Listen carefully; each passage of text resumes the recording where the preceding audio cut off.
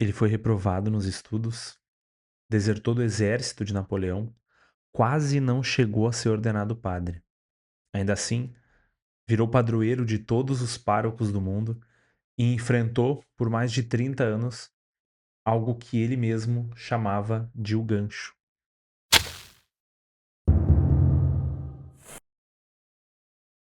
Eu tô aqui todo santo dia pra gente descobrir juntos todos os santos do dia. Sou o Thiago Lacerda e esse é o Todo Santo Dia do dia 4 de agosto, dia do grande São João Maria Vianney. Olha, hoje dá pra dizer que praticamente a gente não tem uma disputa pra saber quem seria esse destaque, de quem a gente vai falar mais hoje no Todo Santo Dia, porque é um santo, eh, é inegável a importância dele, a importância que ele tomou, que a devoção a ele tomou posteriormente, inclusive. Santo que a igreja inteira celebra como memória obrigatória no mundo todo, né, o São Curadars, padroeiro de todos, os párocos. Alguns consideram padroeiro dos padres, presbíteros, mas a princípio, né, o que se tem de fato formalmente é padroeiro dos párocos. Um homem que, quando era jovem, mal conseguia decorar o latim da missa. A gente costuma pensar na França dos santos, como uma França das catedrais góticas, ou mesmo dos grandes reis ungidos. Mas São João Maria Vianney nasceu em 1782 em Dardilly, perto de Lyon, muito perto do olho do furacão ali da Revolução Francesa. A tradição conta que a família dele escondia alguns padres fugidos, refratários, aqueles que se recusavam a jurar fidelidade ao novo regime, ou seja, a se tornarem padres dessa, entre aspas, nova igreja. Isso, é, a- os revolucionários queriam tomar, como todos os revolucionários, né, queriam tomar para si a Igreja Católica e queriam fazer, propuseram juramentos e muitos padres aceitaram. É, e os que não aceitavam, assim como aconteceu, por exemplo, no anglicanismo, já vimos muitos mártires aqui, eh, precisavam fugir, se tornavam párias. E a família de São João Maria Vianney, então, era uma das tantas famílias que acolhia esses padres, na grande maioria das vezes, de passagem, né, não moravam com eles, mas, eh, passavam alguns dias naquela casa para que pudessem ir para algum destino ou para que fugissem de onde estavam fugindo. E no celeiro próximo se realizavam missas, esses padres celebravam missas clandestinas. Então, ser católico naquele tempo, naquele lugar, era arriscar a pele tanto quanto ser católico no Japão do século XVII, XVIII, ser católico na Inglaterra do século XVI, XVII, tanto quanto ser católico no Império Romano do século I, II, III. São João Maria Vianney cresceu numa geração que viu padres serem perseguidos, que viu a igreja virar depósito, que viu a fé católica virar crime, e foi dentro desse mesmo país, poucas décadas depois, que ele foi mandado para uma paróquia que era quase um deserto espiritual, num lugar chamado Ars-sur-Formens. Acho que é essa a pronúncia. Ars-sur-Forman, acho que é isso. É, por um lugar de pouco mais de 200 habitantes. Imagine, era um vilarejo com certamente mais bailes e tabernas do que igrejas, do que possibilidades de missa, do que interesses na missa.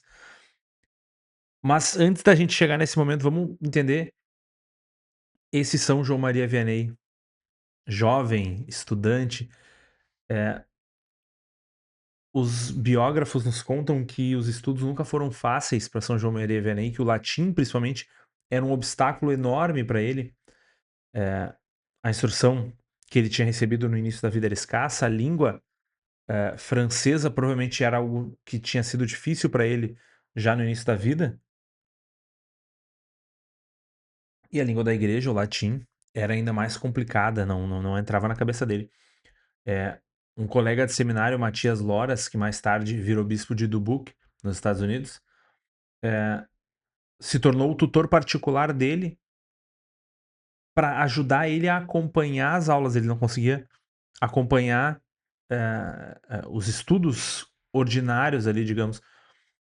No meio desse percurso, ele foi recrutado pelo exército de Napoleão por volta de 1809. Lembre que ele nasceu, né, ao longo da Revolução Francesa, ali no entorno da Revolução Francesa, e na sequência da Revolução Francesa nós temos então Napoleão invadindo toda a Europa, devastando as, as coroas, as nobrezas, e isso não é um julgamento de valor sobre isso, mas é o que de fato aconteceu, tanto para as consequências boas ou más, enfim.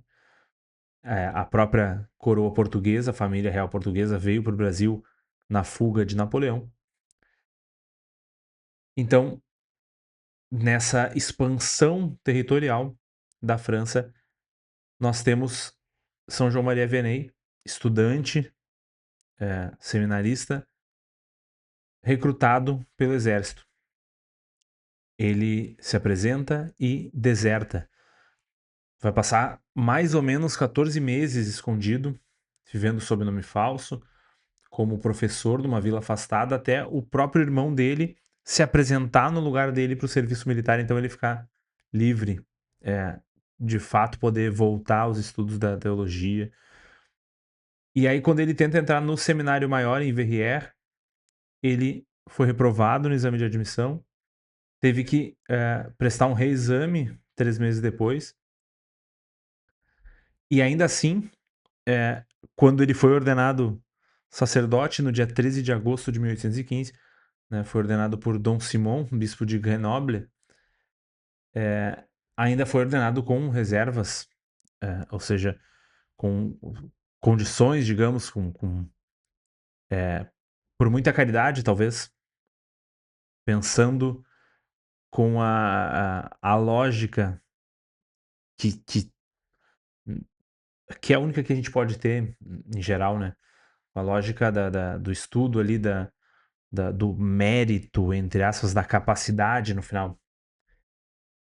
Em 1818, com 32 anos, ele foi enviado, então, como vigário, ou seja, 3 anos depois de ser ordenado presbítero, para a cidade de Arsufomã. A tradição registra a frase que o vigário-geral teria dito a ele, né, quando mandou para lá, que não havia muito amor de Deus naquela paróquia e que ele ia ter que colocar o amor de Deus lá. E de fato a gente vai ver que foi o que ele fez mesmo. Ele chamava as tavernas de loja do diabo, pagava do próprio bolso para que os violinistas não tocassem nos bailes de domingo. E teve muitos casos de recusar a absolvição, alguns por anos, 5, 6 anos seguidos, para habitantes que insistiam em tentar se confessar e logo em seguida, né, estar nos bailes, estar nesses festins. E assim, dia após dia, ano após ano, ele ia pacientemente ensinando o catecismo para as crianças de manhã, para os adultos à noite, sustentando tudo isso na própria Eucaristia, que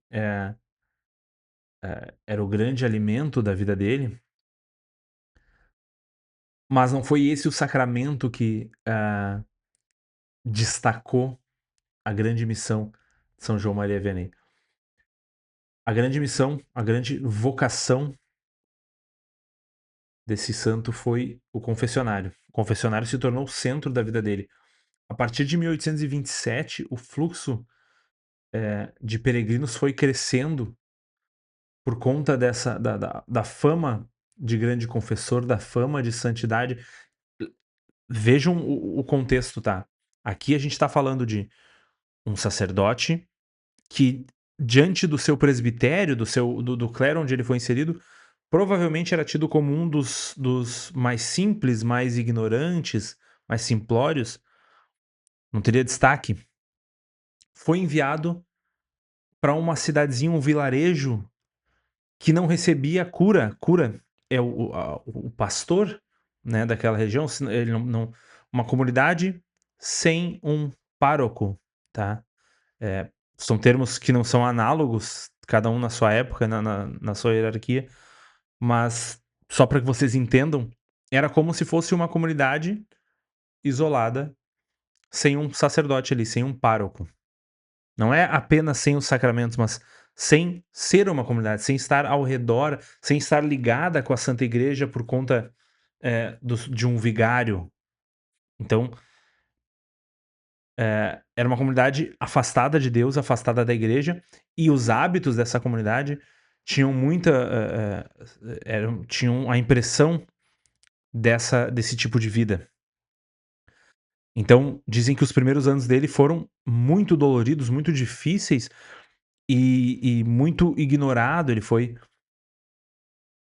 E com paciência ele foi dobrando esse povo, ao ponto de que não apenas o povo se sentiu chamado, o seu povo, as suas ovelhas ali, de fato passaram a ouvir o seu pastor, como as ovelhas de outros lugares vieram buscar esse grande confessor. Eh, Imaginem que, ah, dizem que 300, 400 pessoas por dia em 1845. Enfim, nos últimos anos de vida dizem que 100, 120 mil peregrinos por ano, nos últimos anos de vida de São João Maria Vianney, para uma cidade que, quando ele chegou lá, tinha seus 200 habitantes. A Companhia Ferroviária de Lyon chegou a abrir uma bilheteria especial só para quem ia até Ars, que é, imagine a surpresa de todos, né, dos civis, assim, das pessoas que sequer tinham relação com o catolicismo, pensando, cara, eu trabalho, sei lá, eu faço a gestão aqui dos bilhetes da companhia ferroviária há 40 anos, nunca tinham me pedido um bilhete para Ars e agora, de um dia para o outro, me pedem 300, 400 por dia. Dizem que nos últimos anos dele, inclusive, nesse mesmo período de muitos peregrinos, ele passava 16, 18 horas por dia dentro de um confessionário, seja calor, seja frio, apenas ouvindo confissões. E aí, justamente ali, começando o inverno de 1824 e se estendendo por mais de 30 anos, que ele relatou os ataques do que ele apelidava de Grappin, o gancho. Naquele mesmo inverno, o carpinteiro André Verchieri, que trabalhava na casa paroquial, testemunhou as batidas. A casa inteira tremia. O relato dele é que a casa tremia, inclusive, e que as pernas dele tremiam também. Em uma dessas noites. Numa outra noite, ele confessava dentro da igreja, a própria cama dele pegou fogo no quarto. Ele teria comentado, inclusive, que incapaz de pegar o pássaro, o demônio incendeia a gaiola, né? Dando a entender de que o demônio não teria poder para atingir ele, então fazer esses shows pirotécnicos ao redor dele. É, Inclusive, os restos do fogo daquele episódio ainda são mostrados hoje num quadro pintado daquele momento. É, os episódios são inúmeros, são de diversos testemunhos de diversos lugares, pessoas que testemunharam a cama dele sendo arrastada pelo quarto sem que ninguém fizesse isso. E ele pouco comentava sobre isso e mais pouco se abalava em relação a isso e seguia confessando horas a fio, celebrando a missa, convertendo, pregando. Em 1827, ele fundou a Providence, uma casa gratuita para meninas órfãs e abandonadas, que funcionou por mais ou menos 20 anos. Em 1854, recebeu o bispo William Ullathorne. E segundo os relatos dos biógrafos, previu a ele a restauração da igreja na Inglaterra. que ainda não se deu, né, digamos. Morreu em Ars, no dia 4 de agosto de 1859. São Pio X, o beatificou em 1905, 46 anos depois. O Papa Pio XI canonizou em 1925, no ano jubilar, uma cerimônia com 32 cardeais, 200 bispos, e pouco depois, 4 anos depois, em 1929, o proclamou padroeiro universal de todos os párocos do mundo.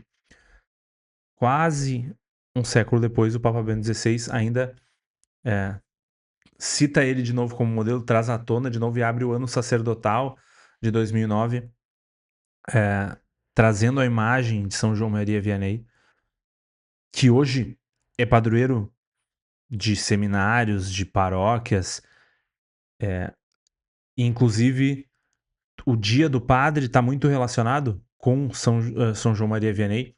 No início de agosto, temos o primeiro domingo de agosto sempre sendo o domingo da vocação ao sacerdócio.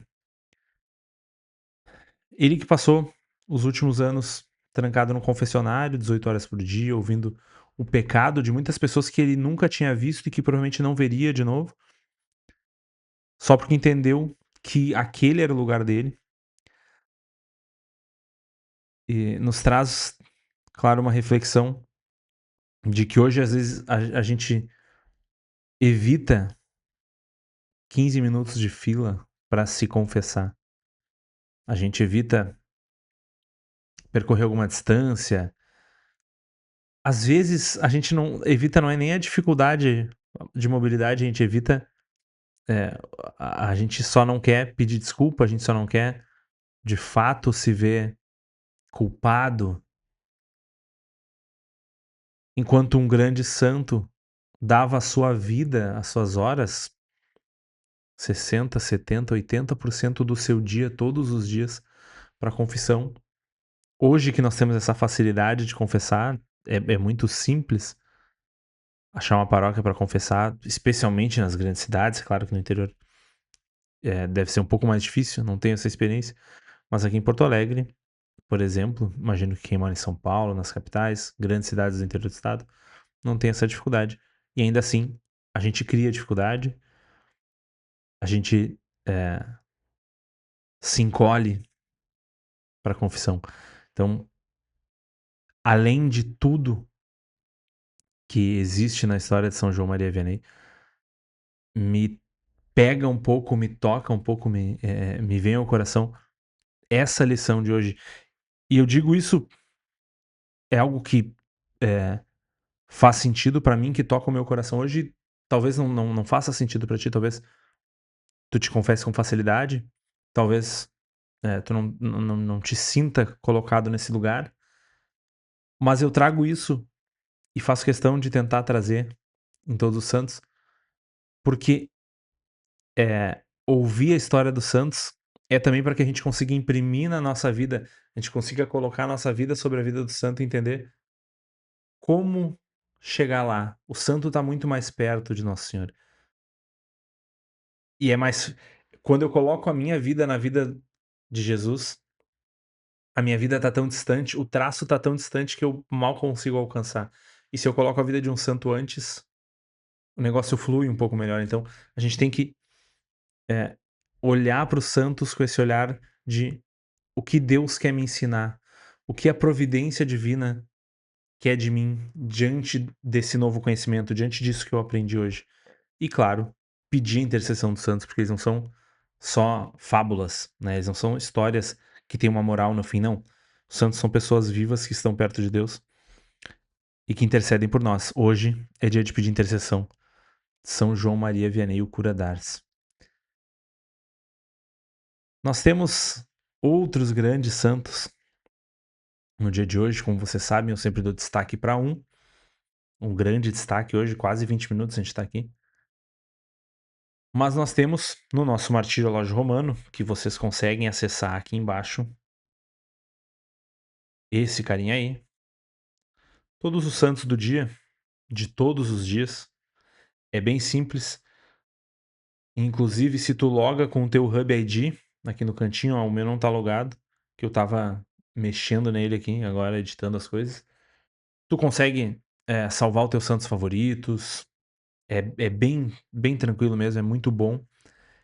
E tu consegue ir organizando os santos ao longo do ano, fazendo a tua ladainha dos teus santos. Nós temos os santos de hoje. Agora, na sequência, vou falar deles, mas antes eu quero te lembrar de deixar o teu like, a tua inscrição no canal, o teu comentário aqui. Me conta o que tu achou da história de São João Maria Vianney, se tu já conhecia esse santo, qual parte da história dele que te chama mais atenção. E antes de ir também para os Santos do Martirológio, eu vou te convidar, pela primeira vez, eu nunca tinha falado disso aqui, a ser um membro do Hub Católico. Agora, aqui no Hub a gente tem planos de assinatura para membros. Ah, eu vou só ajudar? Não. Na verdade, tu vai ganhar um monte de coisa. O Hub já tá com diversos sites, diversos serviços. Temos jogos. Se tu nunca jogou o Romaria, o link tá aqui embaixo, tá? São 5 modalidades. É muito legal. Tem muita gente já entrando. Tem ranking por arquidiocese, por província eclesiástica. Tem o ranking mundial. Então tu pode competir com a tua galera. O quiz católico tá quase saindo, já tá em fase beta aqui, então tá quase saindo. E sendo membro do Hub, além de ajudar a fazer com que esse conteúdo chegue mais longe, a mais pessoas, tu vai ter acesso premium a todos esses jogos, que eles são grátis, mas como qualquer jogo, hoje em dia eles têm as funcionalidades premium.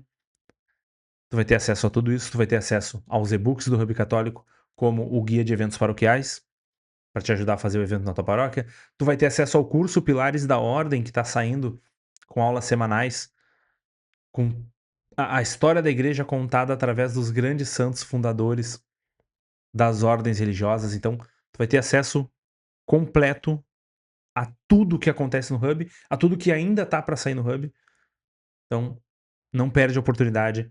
Assina o Hub, vem ser Hub Unum, ou tu pode ser Hub Plus, ter acesso aos jogos. Hub Unum vai ter acesso ao e-book, aos cursos e por aí vai. Algumas ferramentas, inclusive, como essa aqui, que não é uma ferramenta pública. Eu criei ela simplesmente para usar aqui com vocês, para poder ver as épocas que eu consigo mudar os séculos, mudar as fronteiras. Esse aqui, inclusive, ele tá em atualização ainda, tá? Ele foi criado como mapas católicos, mas agora o nome é cartógrafo. Estamos mudando algumas coisas nele. Mas esse tipo de ferramenta que é de uso exclusivo vai estar liberado também para quem assinar o Hub Unum. Certo? Vamos aos nossos santos de hoje. Além de São João Maria Vianney, que é o destaque, um santo do século XIX, como a gente falou, nós temos outros 13 elogios. Na ordem cronológica, começamos pelo santo Aristarco de Tessalônica, que foi discípulo de São Paulo. Santo Aristarco era natural de Tessalônica, na Macedônia, ou seja, no norte. Já vou usar mapas católicos aqui para vocês. No norte da Grécia, então a Macedônia é mais ou menos por aqui, tá? É, Tessalônica, da carta aos Tessalonicenses, é, é a comunidade fundada por São Paulo. E Santo Aristarco foi um discípulo, foi companheiro de viagem de São Paulo, é mencionado inclusive nos Atos dos Apóstolos, nas cartas aos Colossenses e a Filemon, inclusive no grande tumulto que houve em Éfeso durante a evangelização de São Paulo. Santo Aristarco estava lá com ele, seguiu com ele até Roma, foi preso com ele em Roma, inclusive. Um santo do século I, um santo citado na Bíblia. Então, nós temos boas fontes, boas leituras para fazer. E, certamente, muitos temas de intercessão. Os santos Justino e Crescenciano, mártires em 258, foi no ano em que a perseguição do imperador Valeriano decapitou o Papa São Sisto II e São Lourenço, por exemplo, São Lourenço, que é padroeiro dos diáconos, também celebrado agora, temos festa dele no próximo dia 10. Os santos Justino e Crescenciano morreram na mesma onda que vitimou o Papa São Sisto e São Lourenço, que foi ali por volta da grande perseguição de Décio, 258, ali 250, e estão junto à Via Tiburtina, próxima a Roma. No quarto elogio, Santo Eleutério, mártir da Bitínia, na Turquia. Já depois do Edito de Milão, no século IV, Edito de Milão de 313, mesmo assim, eu sempre falo para vocês que o Edito de Milão ele não solucionou todos os problemas dos católicos, ainda que tenha amenizado. O Oriente ainda vivia alguns focos isolados de perseguição, e nesse contexto, Santo Eleutério é martirizado na Turquia, cidade de Tárcia. Santa Ia, mártir na Pérsia, sob o reinado do rei Sapor II. Nós já vimos vários mártires sob o rei Sapor II, em 362. Foi ele que moveu uma das perseguições mais sangrentas da antiguidade cristã contra os fiéis na Pérsia, inclusive por suspeita de aliança com o Império Romano, que vinha se cristianizando, né?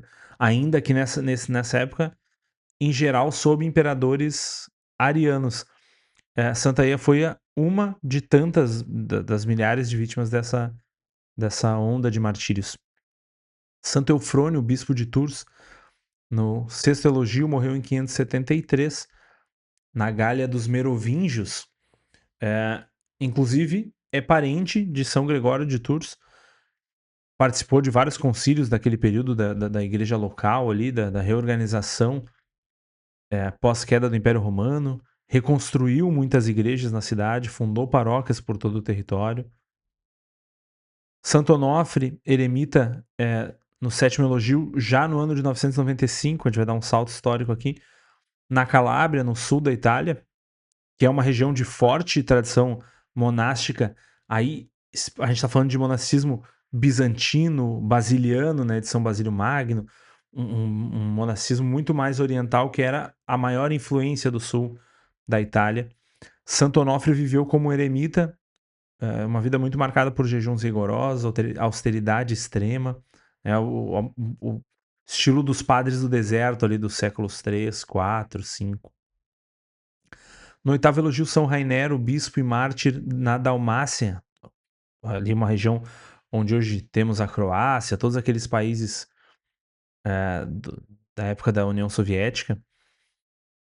Nessa época, era uma região muito importante nos primeiros séculos do Império Romano e depois se desenvolvendo enquanto Europa ali. A gente está falando hoje, uma região que hoje fica na Croácia, mas no século XII, né, tinha muitas disputas de autoridade eclesiástica, de poder secular. Antes de ser bispo, São Rainero foi monge e puxado, digamos, ao episcopado. A vida monástica, em muitos lugares, foi muito importante